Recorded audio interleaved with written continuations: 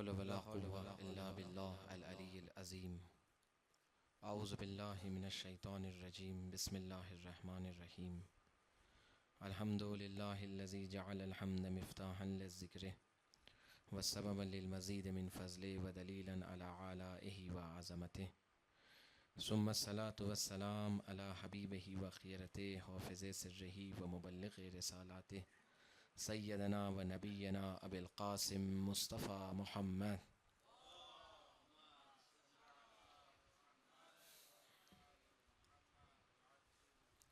وآله الطيبين الطاهرين ولعنة الله على أعدائهم أجمعين إلى قيام يوم الدين.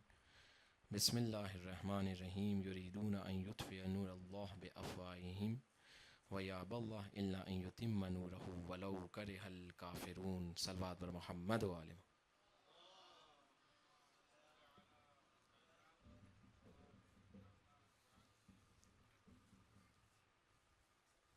عزیزان محترم،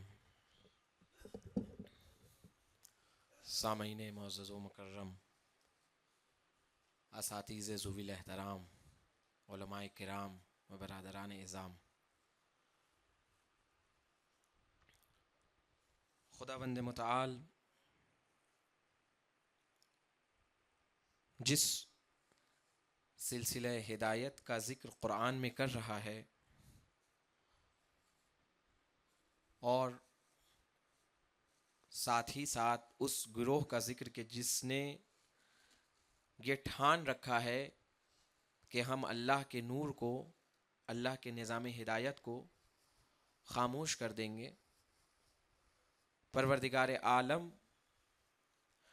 اس نظام ہدایت کو منافقین و کفار کی پھونکوں سے، ان کے حرکات و سکنات سے، ان کے اقدامات سے اس نظام ہدایت کو تباہ نہیں ہونے دے گا،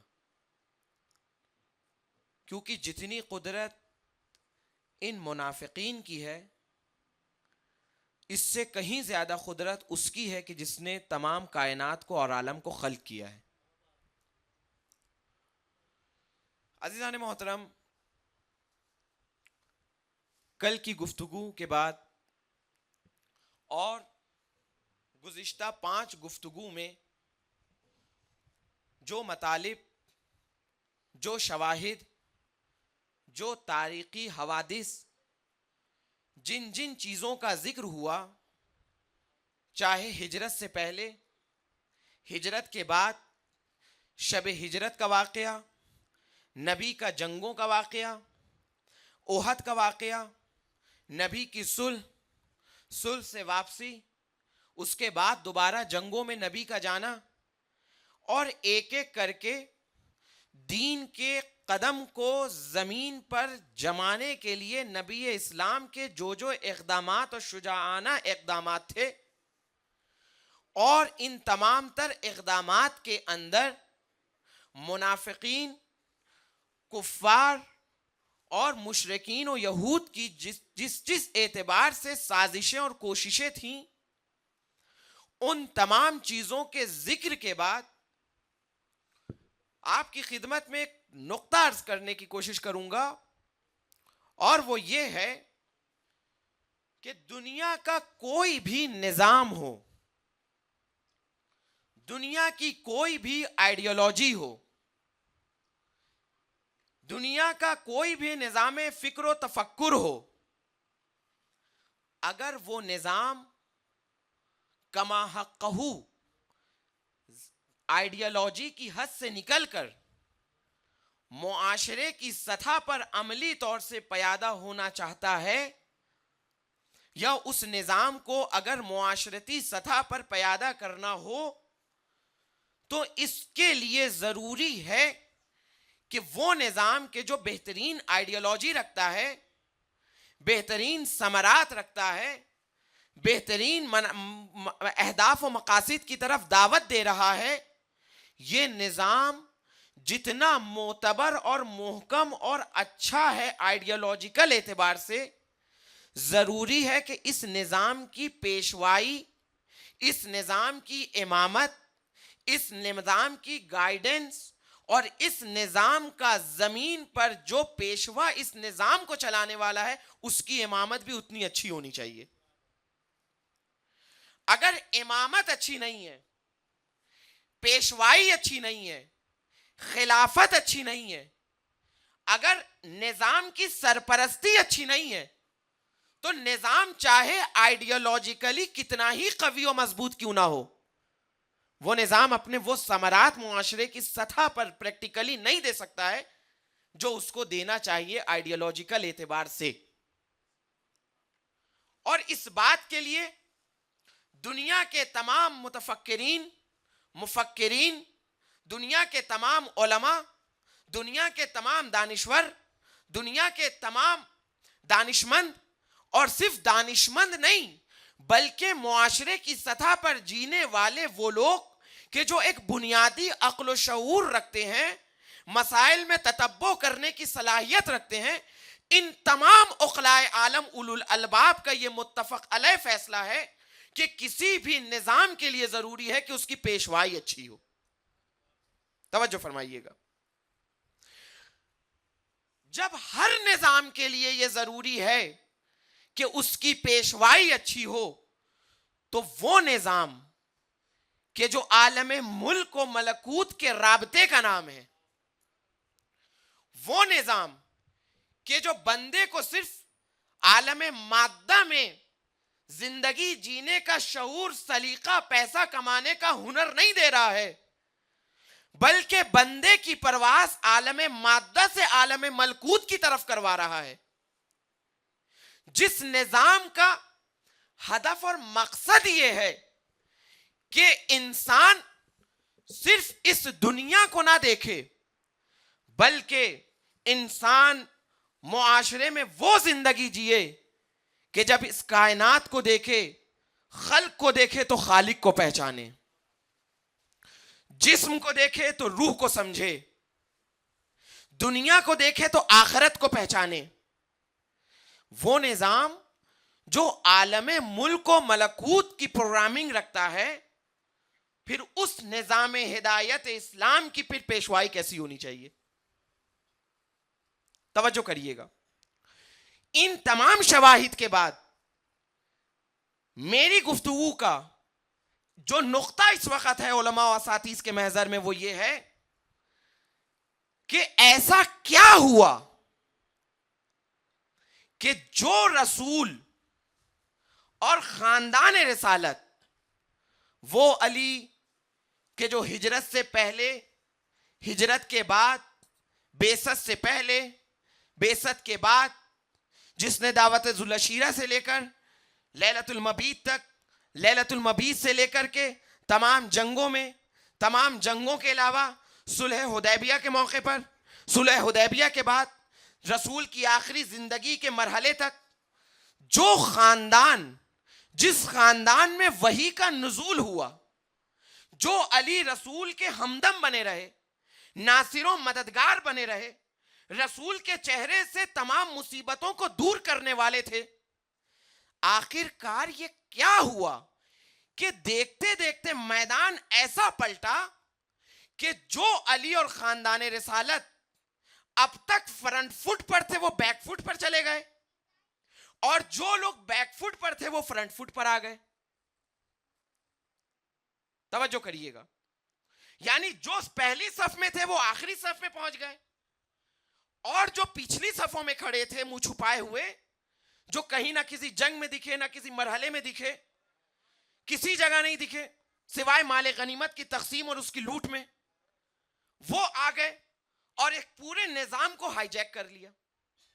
توجہ کریے گا, یعنی وہ کون سے علل و اسباب ہو سکتے ہیں تاریخ کی نگاہ میں کہ اتنا بڑا ماجرا, میدان تبدیل ہو گیا, پورا کا پورا ایک جو ایک صحنہ تھا وہ تبدیل ہو گیا. آخر اس کی وجہ کیا ہے؟ عزیزان محترم, سوال کہ کیا رسول اسلام نے غدیر قم کے علاوہ, غدیر قم کے علاوہ کیا کسی اور موقع پر اپنی جانشینی کو ڈکلیئر کیا تھا کہ نہیں کیا تھا؟ یہ صرف ایک غدیر خم کا موقع تھا، مورد تھا، موضع تھا کہ جہاں پہ رسول اسلام نے کہا من کنت مولا فاز علی مولا، اور اس کو جو ہے مدد اور ناصر اور ان سب پہ جو ہے حمل کر لیا گیا. اور اس کے بعد کس نے نماز پڑھائی اور کہاں سے نماز پڑھائی، کیسے نماز پڑھائی، رسول نے کہا کہ یہ امت نے کہا آسمان کے نیچے ان سے زیادہ معتبر اور ان سے زیادہ بہتر کوئی نہیں تھا. سوال یہ کہ رسول اسلام نے جس کے لیے یہ کہا انی تارکن فیکم الثقلین کتاب اللہ و اطرتی و اہل بیتی، کہ میں تمہارے درمیان دو چیزوں کو چھوڑ کر جا رہا ہوں، یعنی رسول کا کتاب اللہ کو چھوڑنا اور اطرت کو چھوڑنا، یعنی رسول یہ کہہ رہے ہیں انی تارکن فیکم الامامین، کہ دو طرح کے پیشوا چھوڑ کر جا رہا ہوں. ایک پیشوا وہ ہے کہ جو سامت ہے، توجہ کریے گا، ایک پیشوا وہ ہے جو ناطق ہے، ایک پیشوا وہ ہے کہ جو خاموش ہے. یا یوں کہا جائے کہ دو پیشوا رسول نے چھوڑ کر گئے، دو ہدایت کرنے والا منبع چھوڑ کر گئے، دو ہادی برحق چھوڑ کر گئے. ایک وہ ہے کہ جو سکوت اختیار کیے ہوئے سامت ہے، ایک وہ ہے کہ جو گویا ہے. یا یوں کہا جائے کہ ایک وہ ہے کہ جب قرآن عمل کے میدان میں آئے تو اہل بیت بن جائے، اور اگر اہل بیت سکوت اختیار کر لیں تو قرآن بن جائے. قرآن سے اہل بیت کے عمل اور اعمال کا 100% تطابق پایا جاتا ہے. قرآن جب پیغمبر نے کہا انی تارکن فیکم الثقلین، تو روایت کہتی ہے کہ قرینہ مقالیہ کے علاوہ قرینہ حالیہ یوں تھا کہ رسول نے جب کہا کہ میں تمہارے درمیان دو چیزوں کو چھوڑ کر جا رہا ہوں، ایک کتاب اللہ و ایک اطرت، میرے اہل بیت، میرے اہل بیت، تو پیغمبر نے جو اشارہ کیا وہ یوں نہیں کیا، بلکہ تاریخ کہتی ہے پیغمبر نے یوں اشارہ کیا. اگر پیغمبر یوں اشارہ کر دیتے تو کل کا مورخ یہ کہہ دیتا، مسلمان یہ کہہ دیتا کہ ایک انگشت بڑی تھی ایک چھوٹی تھی، یعنی قرآن کی اہمیت اور فضیلت زیادہ اور اہل بیت کی کم. لیکن پیغمبر نے یوں اشارہ نہیں کیا، اللہ کے نبی نے یوں اشارہ کیا. جو نبی کی یہ انگلی وہی نبی کی وہ یہ انگلی. اور ان تمام تر موارد کے بعد ایسا کیا ہوا کہ جو لوگ، جو خاندان کہ جہاں پر وحی کا نزول ہوا ہے، توجہ کریے گا، اس خاندان کا کہیں کردار نہیں. یعنی رسمی طور سے مسلمانوں کی کوشش، میں انشاءاللہ آنے والی بحثوں میں وہ تمام موارد لانے کی کوشش کروں گا کہ امیر المومنین نے کس پالیسی کو اپنایا. کیا امیر المومنین بیٹھ گئے؟ کیا امیر المومنین نے کچھ نہیں کیا؟ عزیزان محترم، اسی جگہ پر رکتے ہوئے یہاں پر ایک بات عرض کرنا چاہتا ہوں کہ اللہ کا نظام اور اس کی شدت کیا ہے یہ دیکھا جا سکتا ہے. جیسے ایک انسان اگر اس کا وزن 80 کلو ہے جو معمولاً ہوتا ہے، تو یہ بتائیے ایک 80 کلو کے انسان میں، ٹھیک، ایک 80 کلو کے انسان میں کتنے ہزار گرام ہوئے؟ ایک 80 کلو کا انسان ہے تو 80,000 گرام.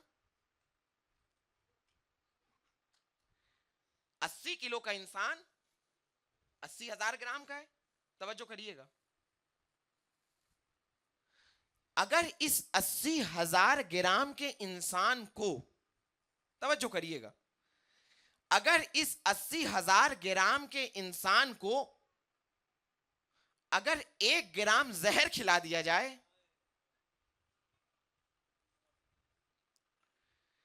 اگر 80,000 گرام کے انسان کو سوائے صرف 1 گرام زہر کھلا دیا جائے تو اس انسان کا کیا عالم ہوگا؟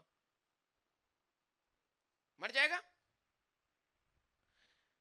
یہاں خدا کا نظام کیا کہہ رہا ہے کہ خدا کے نظام کی شدت یہ ہے کہ اگر 80,000 گرام کو ڈھیر کرنا ہے تو اس 80,000 گرام کو ڈھیر کرنے کے لیے 1 گرام غلط کافی ہے. توجہ فرمائیے گا. یعنی نظام الہی یہ کہہ رہا ہے کہ نظام کی شدت یہ ہے کہ اگر 80,000 گرام میں وہ 80,000 گرام کے جو خدا کے قانون پر منحصر ہے، اگر اس 80,000 کے اندر 1 گرام بھی وہ پہنچ جائے جو اس 80,000 سے سنخیت اور ماہیت نہیں رکھتا ہے، تو وہ 1 گرام اس 80,000 گرام کو ڈھیر کر دے گا. توجہ فرمائیے گا. اور اگر طبیعت انسان کی خراب ہو جاتی ہے تو انسان کتنی کی دوا کھاتا ہے؟ یعنی جو 1 گرام کی دوا ہوتی ہے وہ 1000 mg کی ہوتی ہے. 1000 ملی گرام یعنی 1 گرام. اور علم طب کی دنیا میں 1000 ملی گرام یعنی 1 گرام کی دوا کو قدرت مند اور پاورفل دوا سمجھا جاتا ہے. لوگ 250 mg کی کھاتے ہیں، 300 mg کی کھاتے ہیں، 500 mg کی کھاتے ہیں. جب کرونا ہوا تھا تو 600 mg کی پیراسیٹامول کھائی جا رہی تھی. معمولاً 100-150 mg کی کھائی جاتی ہے. اچھا، ایک دوا یہ وہ دوا ہے کہ جس کے اندر 1 گرام دوا کا مادہ بھی نہیں ہے، بلکہ 1 گرام اگر دوا مان بھی لیا جائے جو ایک پاورفل ڈوز ہے، ایک سنگین ڈوز ہے، تو اس 1 گرام کے اندر اس کو صحیح رکھنے کے لیے، اس کو فلیور دینے کے لیے، اس کو بیسٹ رکھنے کے لیے، اس کے علاوہ مختلف قسم کے سالٹ ہوتے ہیں، اس پر پوائزن کوٹنگ بھی ہوتی ہے. یعنی اصل وہ دوا 1 گرام کے اندر کتنی ہوگی؟ شاید اس کا 10%، شاید اس کا 20%، یعنی 200 ملی گرام یا 300 ملی گرام. یعنی 1 گرام کا 30واں حصہ یا 1 گرام کا کیواں حصہ؟ 20واں حصہ. توجہ فرمائیے گا. یعنی انسان کو پروردگار عالم یہاں متوجہ کر رہا ہے کہ ہمارے نظام کی شدت یہ ہے کہ اگر 1 گرام سے بھی کم اگر جسم کے اندر غلط پہنچ جائے یا وہ پہنچ جائے کہ جس کا موقع و محل نہیں تھا، تو انسان کی طبیعت خراب ہو جاتی ہے، انسان کے خون کا فشار بڑھ جاتا ہے، انسان کے اندر الرجی ہو جاتی ہے، انسان کی کھال کے اوپر نشان پڑ جاتے ہیں. یعنی پروردگار عالم اپنے نظام کی شدت بتا رہا ہے کہ ہمارے نظام کی شدت کیا ہے. جس طرح سے، توجہ کریے گا، جس طرح سے اگر 80,000 90,000 کے اندر اگر 1 گرام بھی غلط پہنچ جائے تو یہ اپنا اثر دکھائے گا، بے عین ہی معاشرے کے اندر اگر 1 شخص بھی غلط آ جائے، معاشرے کے اندر 1 حاکم بھی وہ آ جائے کہ جس کا وہ مقام نہیں تھا، اس نے اس جگہ کو، اس منصب کو، اس ردائے خلافت کو اگر کھینچتان کر اپنے دوش پر رکھ لیا تو وہ پھر معاشرہ سالم نہیں رہ سکتا ہے. وہ معاشرہ سالم نہیں رہ سکتا ہے. توجہ کریے گا، یہ نظام کی شدت ہے پروردگار عالم کی. انسان کی زندگی میں اور انسان کے معاشرے کی زندگی میں فرق ہوتا ہے. انسان کی زندگی ہوتی ہے 80 سال. جب زندگی 80 سال کی ہے تو اس زندگی کے مختصر سے دورانیے کے اندر وہ ان تمام چیزوں کو دیکھ سکتا ہے کہ زندگی کے اچھے سال کون سے ہیں، زندگی کے کامیاب سال کون سے ہیں، زندگی کے ناکام سال کون سے ہیں، زندگی کے اچیومنٹ کتنے ہیں، زندگی کے فیلئر کتنے ہیں، زندگی کدھر گئی، زندگی کدھر بیٹھی، زندگی نے طلوع کہاں دیکھا، زندگی کہاں پر جو ہے وہ مشکلات میں اور ناکامیوں کے دلدل میں ڈوبی، یا اس نے جو ہے وہ کہا جائے مشکلات کے زندگی کو سفر کیا. ایک انسان 80 سال کی زندگی میں اپنی زندگی کے تمام تر معیارات کو تشخیص دے سکتا ہے. توجہ کریے گا. لیکن ایک معاشرے کی عمر ہوتی ہے 500 سال. ماہرین سماج کے اعتبار سے ایک معاشرہ معمولاً 300 400 500 سال تک زندگی کرتا ہے، یعنی جیتا ہے. اور ہر 400 500 سال کے بعد اس کے اندر ایک ایسی تبدیلی ہوتی ہے کہ جس کے بعد معاشرے کے اثرات تبدیل ہو جاتے ہیں، اقدار بدل جاتی ہے، لوگوں کی ذہنی سطح تبدیل ہو جاتی ہے. توجہ کریے گا. یعنی انسان اپنی زندگی کی اٹھان بیٹھان کو، اپنے طلوع و غروب کو آرام سے آسانی کے ساتھ تشخیص دے سکتا ہے، مشخص کر سکتا ہے.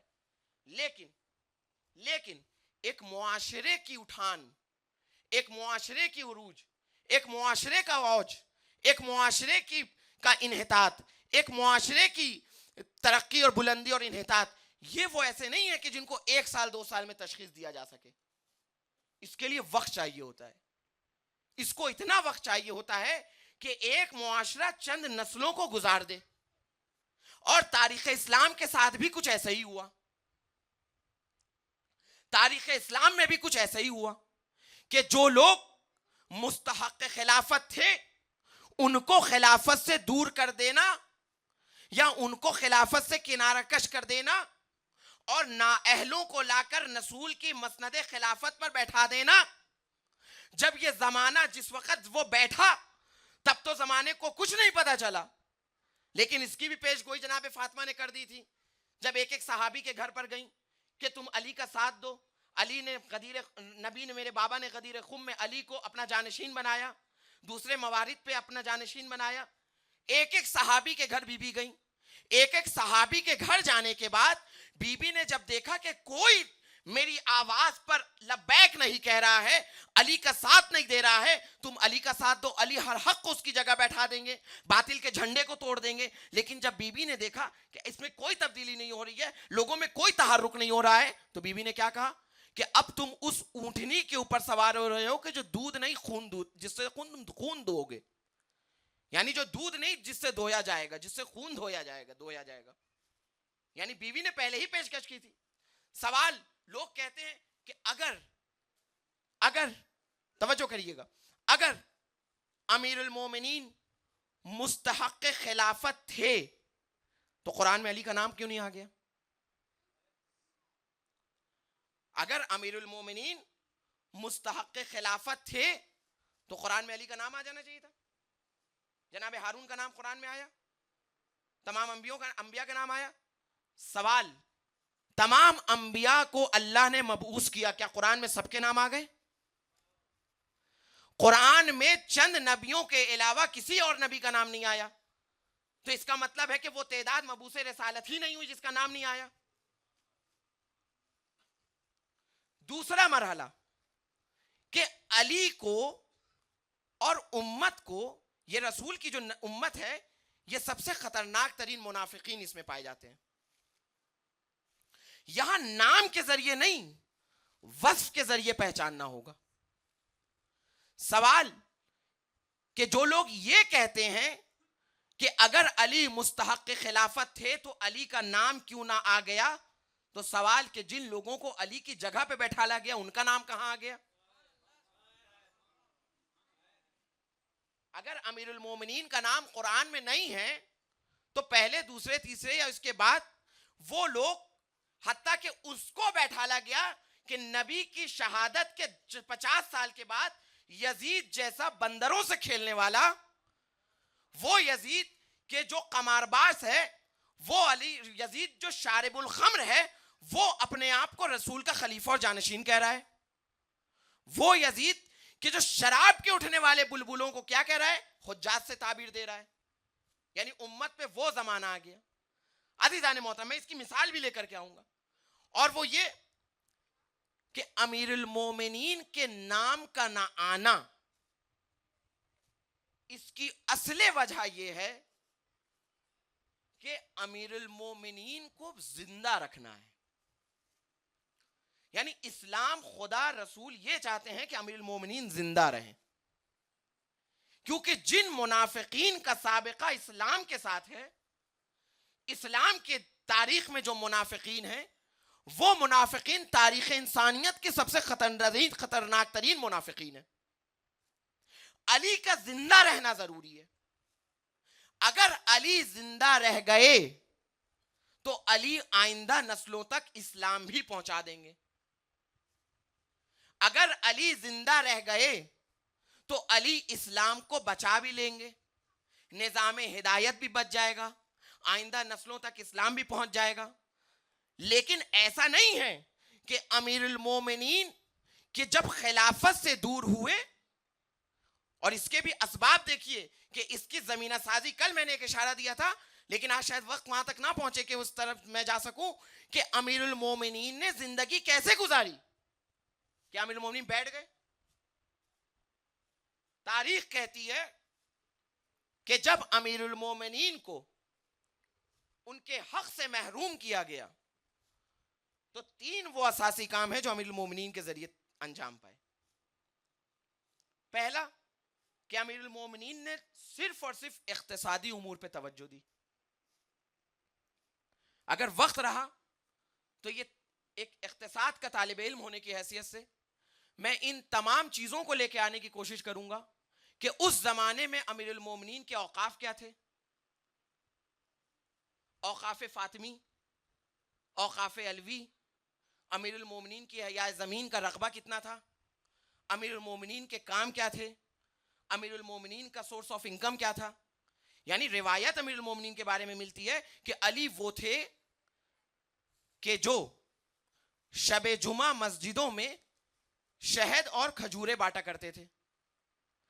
یا دوسرے معصومین کے لیے جب ان کی انشاءاللہ اس محور پہ گفتگو کسی مجلس میں لے کر کے آئیں گے تب ایک ایک کا مفصل اگر نہ بھی ہو تو مجملاً اور اجمالی طور سے تذکرہ کریں گے کہ کس امام کے زمانے میں کتنی اکنومیکل اسٹرینتھ تھی.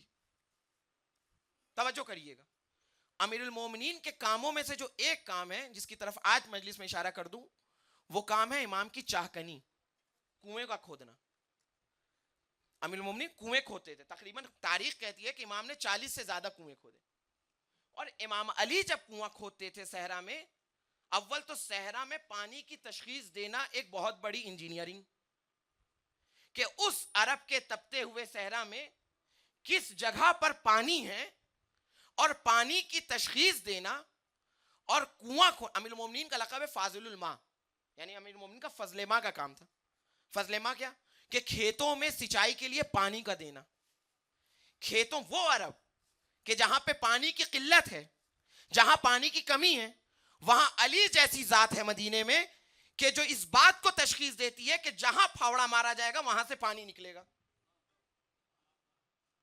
یعنی یہ کتنا بڑا کام ہے. اور امیر المومنین جن کنووں کو کھودتے تھے وہ ایسا نہیں ہے کہ اتنے چھوٹے سے ہوں گے جو گھروں میں رہتے ہیں، بلکہ امیر المومنین کے توسط سے کھودے گئے وہ کنویں ہوتے تھے جو کم سے کم جن کا قطر تقریباً 50 فٹ کا ہو. یعنی وہ کنویں کہ جو کئی ریڈیس کو، کئی ہیکٹر کو اور ایک اپنے چاروں طرف ایک بڑی وسیع آبادی کو سیراب کر سکے. اگر ایک کنواں کھودا گیا تو وہاں کاشتکاری کا بھی انتظام ہو گیا، وہاں مویشی بھی چرنے آنے لگے. جہاں عرب میں کاشتکاری ہونے لگے، پانی ہو، وہاں پہ زندگی بھی بسنے لگے. توجہ کریے گا. جہاں پر ایک کنواں کھودا گیا اور وہاں پر اگر اس کنویں میں پانی نکل آیا تو وہاں انسانی آبادی بسی، وہاں کاشتکاری ہوئی. اور عرب کی اصل اقتصاد کی ریڑھ کی ہڈی صرف 2 چیزیں تھیں، یا کاشتکاری یا تجارت. اس زمانے میں تیل تو نکلا نہیں تھا. تیل تو اب جا کے نکلا ہے نا جنگ جہانی 2 کے بعد، جو ایک الگ انقلاب آ گیا. تو اس زمانے میں 2 چیزیں تھی عرب کے اقتصاد کی ریڑھ کی ہڈی، ایک کاشتکاری اور ایک تجارت. تو امیر المومنین کا ایک کنواں کھودنا، اس ایک کنویں کی برکت ایسی ہوتی تھی کہ آبادیاں بس جاتی تھی، کاشتکاری ہونے لگتی تھی. تو سوچئے جس نے 40 کنویں کھودے ہوں اور سب کو پانی دینا، یعنی امیر المومنین کا یہ کام اس زمانے میں وہ کام تھا جو اس زمانے میں لارسن اینڈ ٹربو کا کام ہوتا ہے. دنیا کی سب سے بڑی کمپنیوں میں LNT، لارسن اینڈ ٹربو، گیل، جو کام یہ کمپنیاں کرتی ہیں اس زمانے میں امیر المومنین کا وہ کام تھا. دوسرا کام امیر المومنین کا اقتصاد کے اوپر دیکھیے کیا ہے. امیر المومنین نے یہاں پہ کون سی پالیسی اپنائی؟ اگر ان چیزوں کو دیکھا جائے تو امیر المومنین کہیں بیٹھے نہیں، بلکہ بے عین ہی امیر المومنین نے جس جگہ زندگی گزاری، جن حالات میں زندگی گزاری، جن لوگوں کے درمیان زندگی گزاری، آج نہیں لیکن کل انشاءاللہ ان حالات کو بھی لے کر کے آؤں گا کہ علی جن لوگوں کے ساتھ رہ گئے نبی کے بعد وہ لوگ کیسے تھے کہ انسان تصور نہیں کر سکتا ہے اگر تاریخ نہ بتاتی. امیر المومنین نے اپنی زندگی کی پالیسی جناب یوسف والی رکھی. جناب یوسف کی پالیسی کیا تھی؟ حاکم مصر سے کیا کہا اجعلنی علی خزائن الارض انی علیم حفیظ، کہ مجھے تمام کے تمام خزانہ داری کے اوپر اختیار دے دو اور میں بہترین حفاظت کرنے والا ہوں. جناب یوسف یہ بھی کر سکتے تھے کہ میں نبی ہوں، تو کون ہوتا ہے حکومت کرنے والا، لیکن جناب یوسف نے اس حاکم کو بھگایا نہیں. جناب یوسف اس پوزیشن میں نہیں تھے کہ اس حاکم کو ہٹا سکیں، کرسی سے اتار سکیں، اس سے ہاتھ سے اقتدار لے سکیں. لیکن جناب یوسف نے اپنی پالیسی چینج کر دی. پالیسی چینج یہ کر دی کہ کرسی تمہاری رہے گی، کام ہمارے رہیں گے. کرسی تمہاری رہے گی، حکومت تمہاری رہے گی، حکمت ہماری رہے گی. امیر المومنین نے بھی بے عینی یہی کام کیا. دیکھا کہ خلافت ہتھیا لی گئی ہے.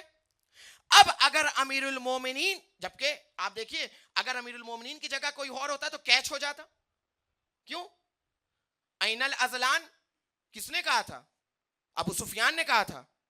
بدترین تشبیہ دی ابن عباس اور مولا امیر المومنین کو، اور تشبیہ دینے کے بعد کہا کہ یہ دونوں کہاں ہیں.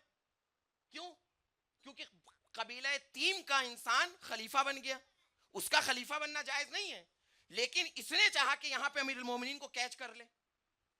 اور ایک یہ وہ انسان کہ جو پیغمبر سے لڑتا آیا ہے، جس نے اسلام ہی مصلحت کی بنیاد پر قبول کیا ہے، اس نے آ کر کے کیا کیا؟ امیر المومنین سے کہا کہ یا علی آپ قیام کریے، آپ اٹھیے، مدینے کی گلیوں کو میں جو ہوں لشکر سے بھر دوں گا. یہی تو کہا تھا نا ابو سفیان نے کہ میں مدینے کی گلیوں کو لشکر سے بھر دوں گا. اور اس کی اپروچ اب بھی وہی ہے جو دوسری مجلس میں نے کہا تھا کہ ہمارے قبیلے کا انسان خلیفہ کیوں نہ ہو جائے قریش کا انسان ولو بنی ہاشم سے ہو. لیکن وہ جانتا تھا کہ اگر علی قیام کریں گے تو یہ لوگ جو ہیں یہ دین سے مرتد ہو جائیں گے. امیر المومنین کے سکوت کی ایک بہت بڑی بنیادی وجہ یہی ہے کہ اگر امیر المومنین پاور میں آ جاتے تو یہ مسلمانوں کو مرتد کر دیتے، کیونکہ یہ اسی فراق میں تھے. آپ نے دیکھا رسول کے فیصلوں پر اعتراض، رسول کی جنگ پر اعتراض، رسول کی صلح پر اعتراض. آج وقت نہیں ہے لیکن وہ شواہد لے کے آؤں گا کہ ایک انسان کھڑا ہو کے کہہ رہا ہے کہ یا رسول اللہ آپ عادل نہیں ہے. یعنی وہ انسان 8ویں صدی ہجری میں کہ جب اسلام اپنی قوت کو ٹیک چکا ہے تو کہہ رہا ہے یا رسول اللہ آپ عادل نہیں ہے. یعنی کتنا بڑا المیہ ہے کہ اسلام اپنی طاقت کو ظاہر کر چکا ہے، اور اس زمانے میں ایک ایرا غیرہ انسان کوئی بھی حرکت و ناقص میں سے اٹھ کے کہہ رہا ہے یا رسول اللہ آپ عادل نہیں ہے. کوئی رسول کے حجم میں شعر کہہ رہا ہے، کوئی رسول کے خلاف شعر گوئی کر رہا ہے. یعنی وہ ماحول تھا. اور یہ کس کی سپروائزنگ میں ہو رہا ہے؟ یہ کس کی تائید میں ہو رہا ہے؟ یعنی جس کے منہ میں زبان نہیں تھی اس کی منہ میں زبان آپ ہی نے تو ڈالی تھی. جس کو جو بدبین نہیں تھا اس کو بد دیکھنے کا دیدہ بھی آپ ہی نے تو دیا تھا. یہ پوزیشن تھی. اگر امیر المومنین اسٹینڈ کر جاتے تو ایک بہت بڑا خطہ، ایک بہت بڑا حصہ، ایک بہت بڑا گروہ، خود یہی خلفاء مرتد ہو جاتے. اور ان کا مرتد ہونے کا مطلب تھا کہ پورا عالم اسلام پلٹ جاتا. علی کا زندہ رہنا ضروری تھا، علی کا باقی رہنا ضروری تھا. اگر علی باقی رہ گئے تو اگر چاہے علی ظاہراً خلیفہ ہو یا نہ ہو، شجر اسلام رشد پا جائے گا. اسلام کا یہ جو درخت ہے جو ابھی تناور نہیں ہوا ہے، جس کو ابھی صرف 23 سال ہوئے ہیں، اگر علی زندہ رہ گئے تو یہ اپنے بہار کے دنوں کو دیکھ لے گا. اور اگر علی کو کچھ ہو گیا تو اسلام خطرے میں پڑ جائے گا. امیر المومنین نے اپنی پالیسی چینج کر دی. سب سے بڑے کام، اقتصاد کا کام خود انجام دیا، زمین کا حیا خود کیا، کنویں خود کھودے. کنووں کی اہمیت اس زمانے میں، آج بھی پانی کی اہمیت ہے، اور اس زمانے میں جہاں عرب میں پانی نہ ہو وہاں ایک کنواں کئی ہیکٹر کو سیراب کرنے والا، ایسے 40 سے 45 کنویں کھودے. اب یہ سوچیے امیر المومنین کا ایکو سسٹم میں کتنا بڑا کولیبریشن ہے. امیر المومنین نے ایکو سسٹم کو ہلا کر کے رکھ دیا. دوسرا، تمام تعلیماتی شعبوں کے کام امیر المومنین کے ہاتھوں ہو رہے ہیں. یعنی اس زمانے کے اگر اصطلاح میں کہا جائے تو وزارت علوم و تعلیم امیر المومنین کے پاس. سلاطین کے سوال کا جواب امیر المومنین دے رہے ہیں, جنگوں کے مشورے امیر المومنین دے رہے ہیں. حکومت کس کی ہے؟ تخت پر تم ہو, حکومت تمہاری ہے لیکن حکمت علی کی ہے. ملک تمہارا ہے لیکن اختیار علی کا ہے. علی کا اختیار ہونا ہی تھا کیونکہ امیر المومنین نے وہ پالیسی اپنائی, اور اسی طرح بعد کے اماموں نے بھی کیا. تو جب امام وہ ہوتا ہے کہ جس کو امت کو نجات دینی ہو, تو وہ امام خاموش نہیں بیٹھتا ہے, بلکہ وہ امام اپنے کاموں کو انجام دے رہا ہوتا ہے. آج دامن وقت میں اتنی گنجائش نہیں ہے کہ بہت ساری چیزوں کو ذکر کر سکوں. انشاءاللہ بات کی مجالس میں کچھ نمونے ایسے لے کر کے آؤں گا کہ روایت ہے نا کہ امام حسین نے جو ہے یہودی غلام کو 300 دینار پہ آزاد کر دیا. کسی نے ایک بکری دی, ایک چرواہے نے ایک بکری امام کو دی. امام نے کیا کیا, پورا کا پورا ریبڑ خرید کر کے اس کو ہدیہ کر دیا. سوال کہ اقتصادی نگاہ سے اگر آپ دیکھیے تو اس زمانے میں 300 دینار کی حیثیت کیا ہے؟ دینار دے رہے ہیں نا, دینار یعنی سونے کے اشرفی, درہم نہیں دے رہے ہیں, دینار دے رہے ہیں. یعنی دینار کی اگر انسان کو اندازہ لگانا ہے تو یہ سمجھ لے کہ دینار کی مالیت اور اس کی کیفیت اتنی ہوتی تھی کہ کم سے کم ایک انسان کی قیمت ہو جائے. دینار کی اتنی کیفیت تو ہے کہ ایک انسان خریدا جا سکتا ہے. تو کسی کو 300 دینار میں چھوڑا لیا, کسی کو 400 دینار میں چھوڑا لیا, کسی کو 500 دینار میں چھوڑا لیا, کسی کو ایک بکری کے علاوہ پورا ریبڑ دے دیا. سوال یہ پیسہ کہاں سے آ رہا ہے؟ یعنی کہیں نہ کہیں تو اقتصاد کی ایک بہت بڑی چین ہے نا کہ جو پورے معاشرے کو کنٹرول کر رہی ہے. امیر المومنین نے سارے اقتصادی امور کو اپنے سے ہینڈل کیا, تعلیمی امور کو اپنے سے ہینڈل کیا.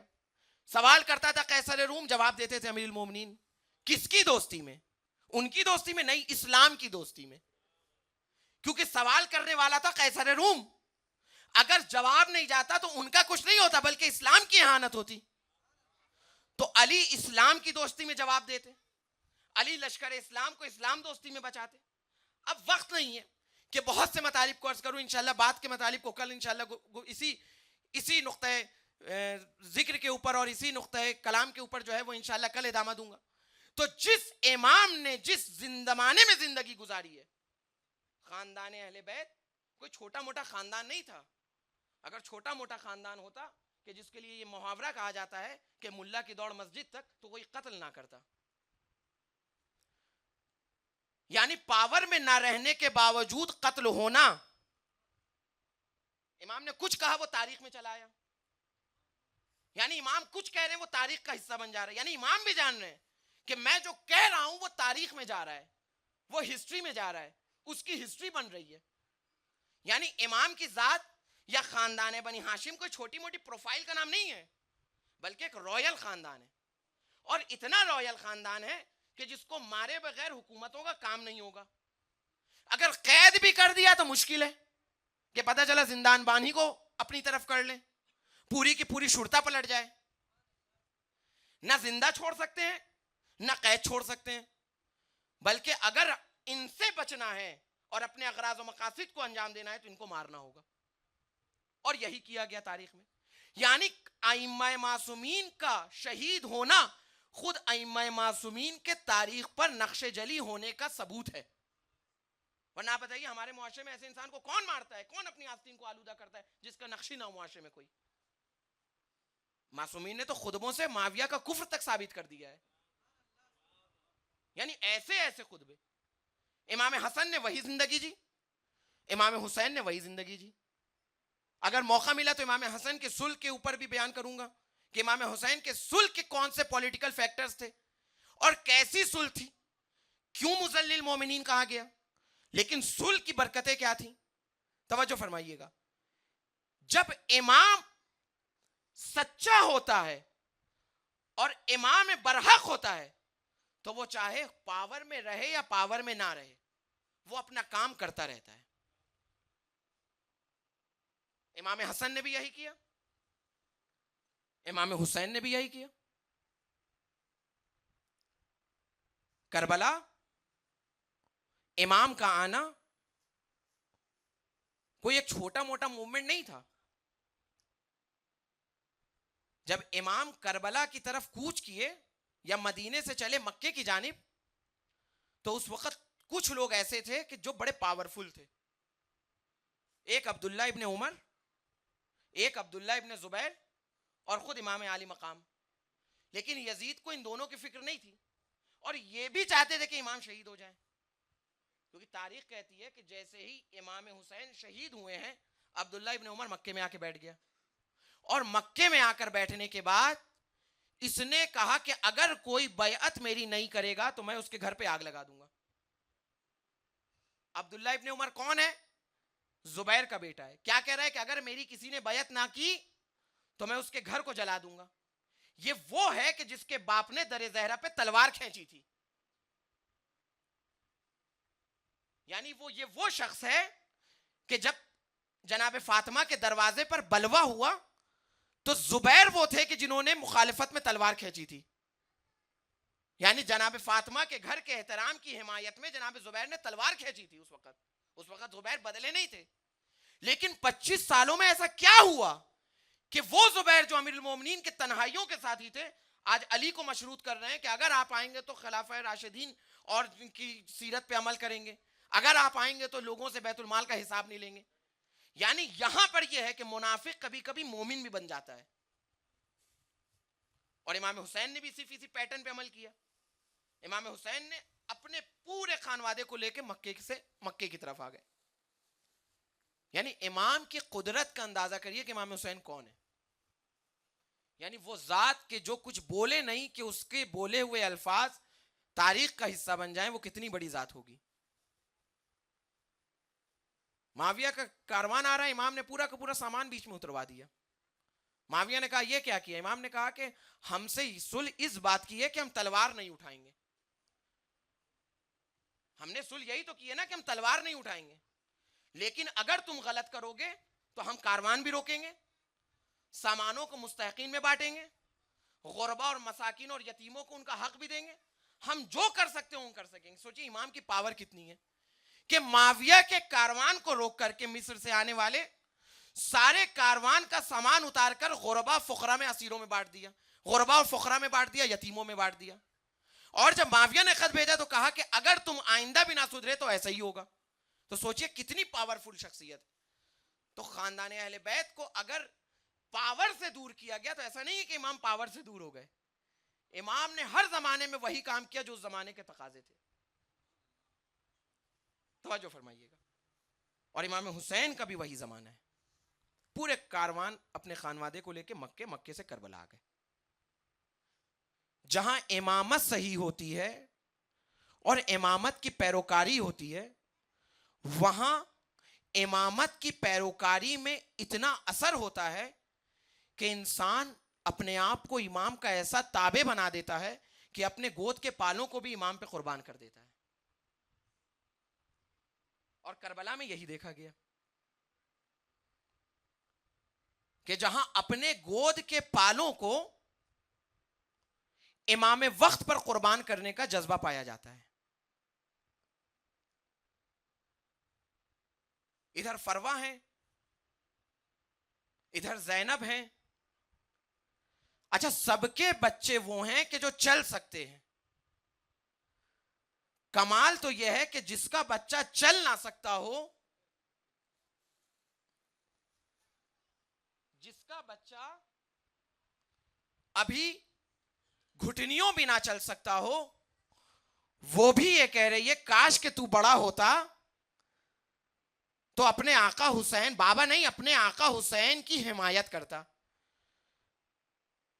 تیز طوفان کبھی مند نہیں ہو سکتے, کھیلتے کھیلتے اصغر کو خیال آیا ہے, باپ کے سامنے بیعت کا سوال آیا ہے, 6 مہینے کے مجاہد کو جلال آیا ہے, آستین الٹے ہوئے بانوں کا لال آیا ہے. تیز طوفان کبھی مند نہیں ہو سکتے, حوصلے عمر کے پابند نہیں ہو سکتے. لیکن یہ ایسا آیا میدان میں کہ اس نے ایک الگ تاریخ رقم کی. مصائب مجھے اون محمد کے پڑھنے کہ شب عاشور ہر خیمے میں ماں بیٹھے اپنے بچے کو شجاعت کا سبق دے رہی ہے، شجاعت کا درس دے رہی ہے. وہیں ایک بی بی کو تاریخ نے دیکھا کہ ایسی ہے کہ جو اون محمد سے یہ کہہ رہی ہے کہ بیٹا کل آزمائش کا دن ہے، امتحان کا دن ہے، ایسا نہ ہو کہ اکبر تم سے پہلے شہید ہو جائے. تاریخ کے بڑے عجیب جملے ہیں کہ جب یہ کاروان مدینے پہنچا تو جناب عبداللہ نے جناب زینب سے صرف ایک سوال کیا، اور وہ سوال یہ تھا کہ اے بی بی، آپ کے عمل میں یقیناً ایک حکمت ہے، لیکن صرف اتنا بتا دیجئے کہ ہم نے یہ سنا کہ جب اون محمد کے لاشیں خیمے میں آئے تو آپ نے